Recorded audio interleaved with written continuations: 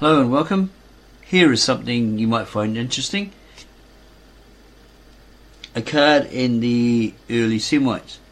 About the year 3000 BC, long before the rise of the Semitic nations, among whom the Babylonians, Assyrians, Israelites and later the Arabians were most prominent, there lived in Mesopotamia a nation of great power and importance, which is known by the name of Akkad.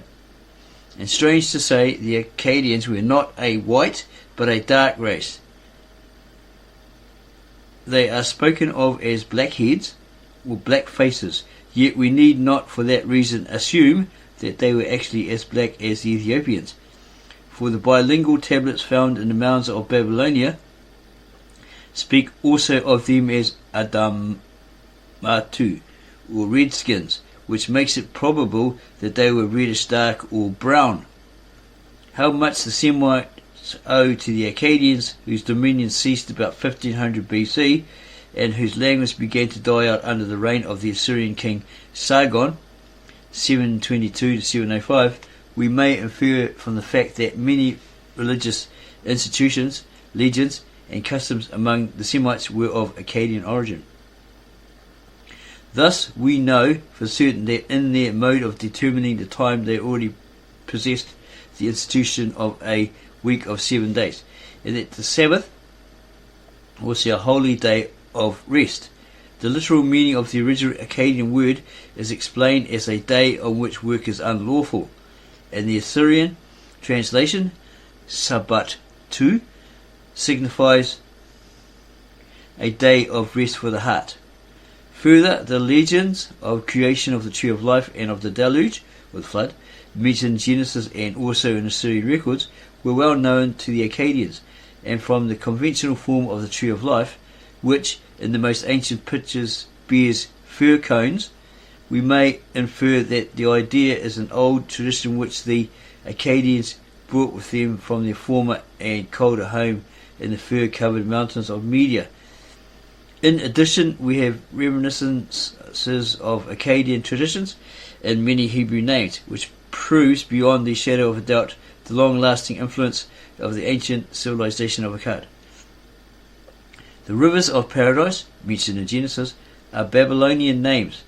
Thus, the Euphrates, or Purat, is the curving water, Tigris is Tigr, the current, 𝒀🂃, or 𝒀🂃, the river with the high bank, is another name for the Tigris, which in inscriptions is called 𝒀🂃 or 𝒀🂃.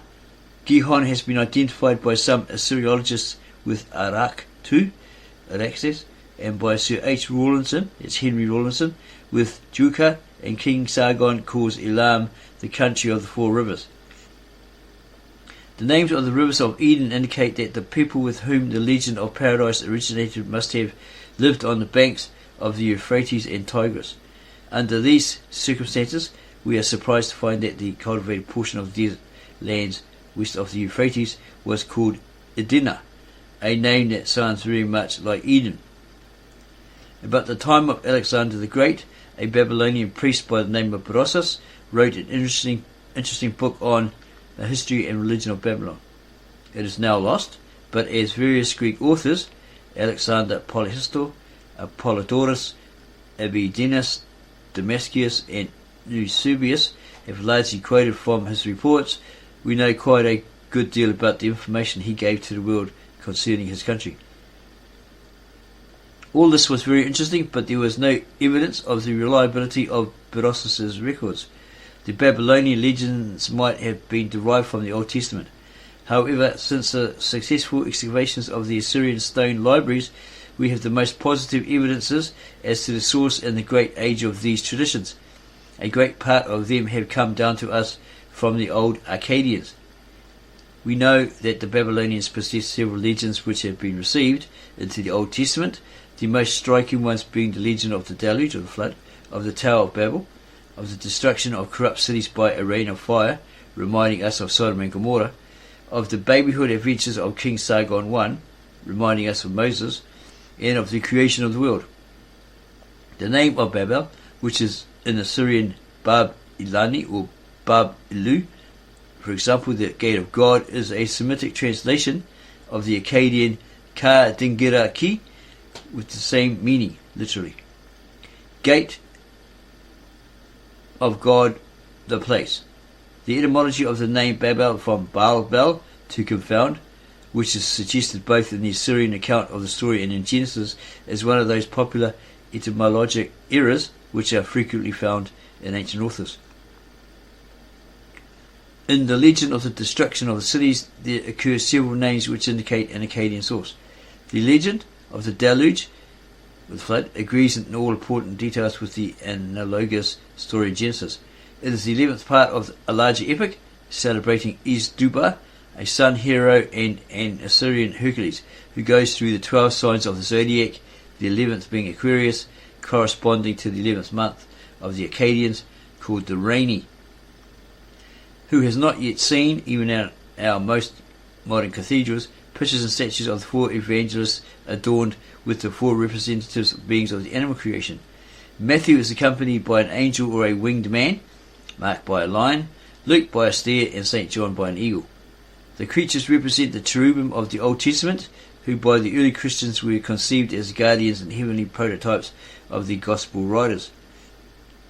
But these symbols are not original with the Jews. They are of a more venerable age than even the Old Testament, for we find them on the walls of the ancient royal palaces of Nineveh, and there can be no doubt about it that the Jewish conception of the cherubim is the heirloom of a most hoary antiquity.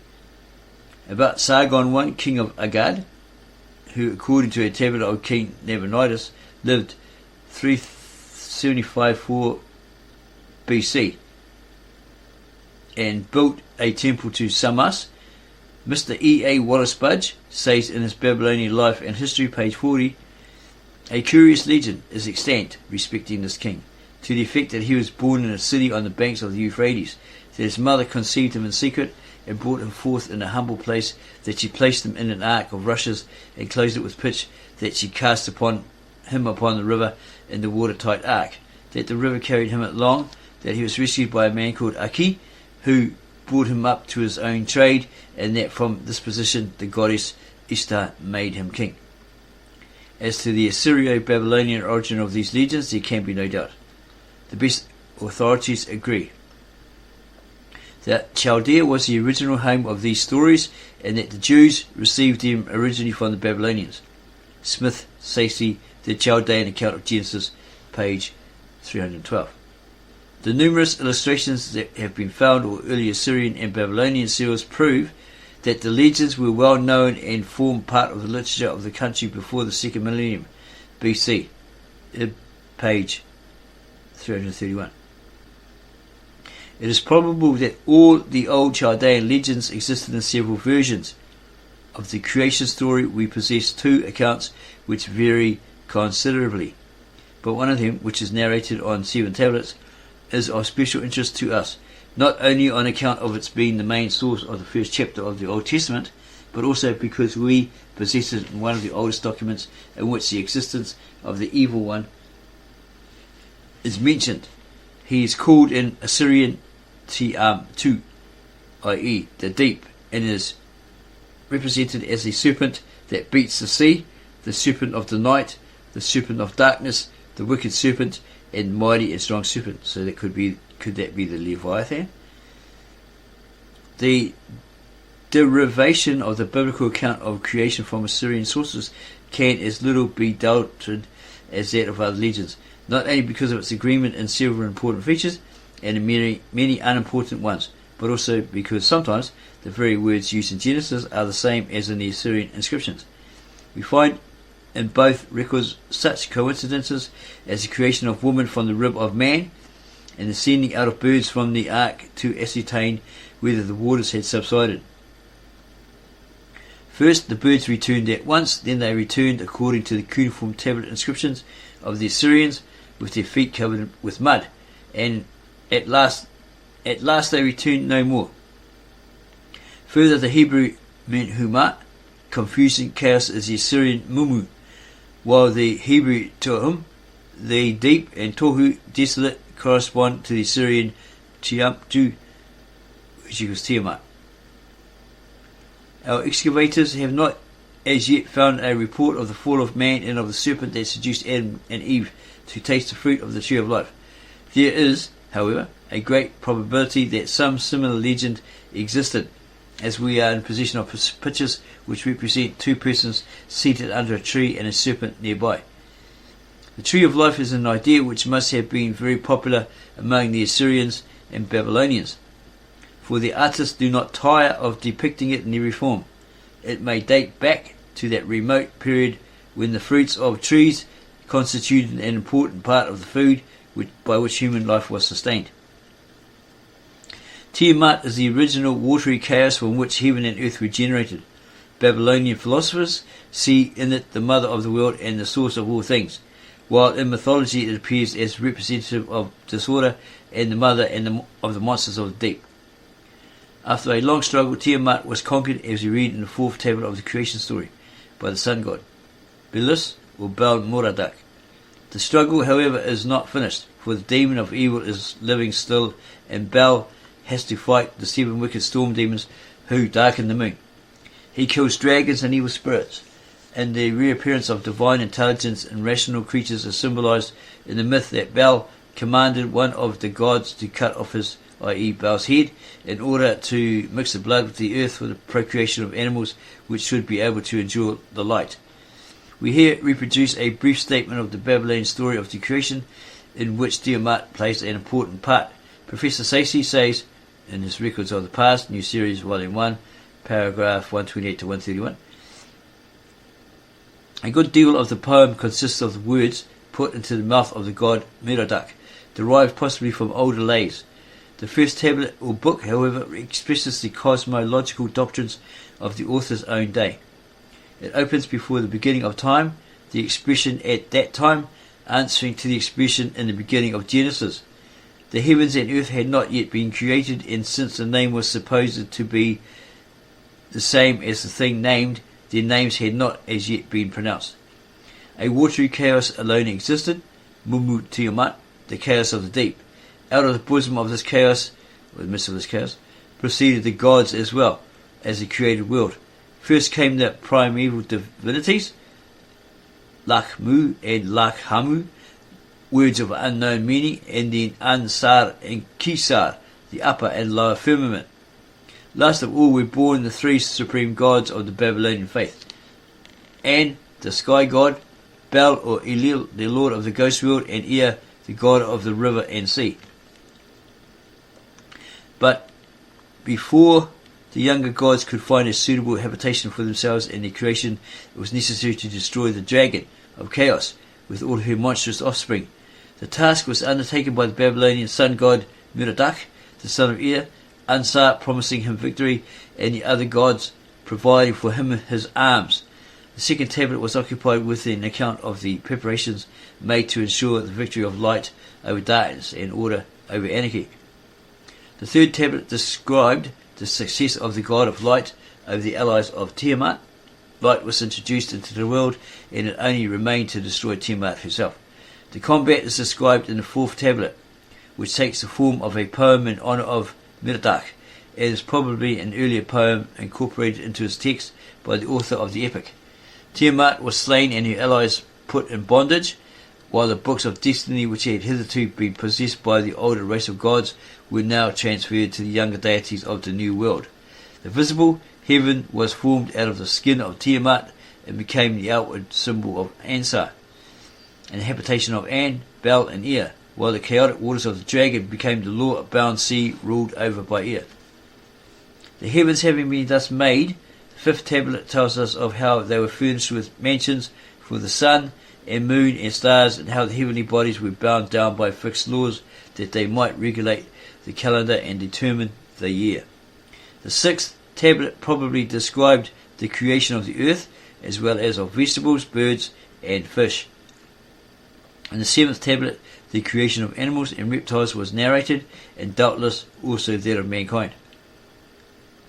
It will be seen from this that in its main outlines, the Assyrian epic of the creation bears a striking resemblance to the account of it given in the first chapter of Genesis. In each case, the history of the creation is divided into 7 successive acts, In each case, the present world has been preceded by a watery chaos. In fact, the self-same word is used of this chaos in both the biblical and Assyrian accounts, Tehom, Tiamat.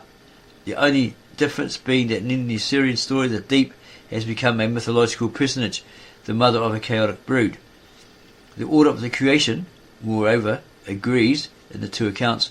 First the light, then the creation of the firmament of heaven, subsequently the appointment of the celestial bodies for signs and for seasons and for days and years, and next the creation of beasts and creeping things. But the two accounts also differ in some important particulars. In the Assyrian epic, the earth seems not to have been made until after the appointment of the heavenly bodies, instead of before it, as in Genesis. And the seventh day is a day of work instead of rest, while there is nothing corresponding to the statement of Genesis that the Spirit of God moved upon the face of the waters.